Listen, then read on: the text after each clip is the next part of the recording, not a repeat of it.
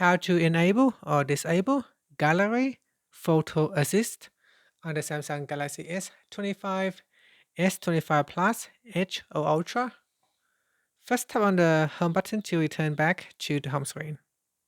Now on the home screen or in the app screen, open up the Gallery app. Next, make sure you are back at the Gallery homepage.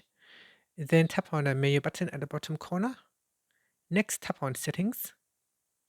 In Gallery Settings, we go down to the Editing section and tap on Photo Assist. In here at the top, tap on the toggle button to turn off or switch on Photo Assist.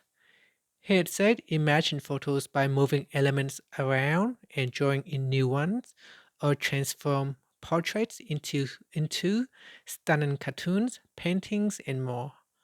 Here, if you go down, Photo Assist can help you with generative edit, sketch to image, portrait studio, and more Galaxy AI features. And that's it. Finally, tap on the home button to return back to the home screen. Thank you for watching this video. If you find it helpful, please like and subscribe to my channel for more videos.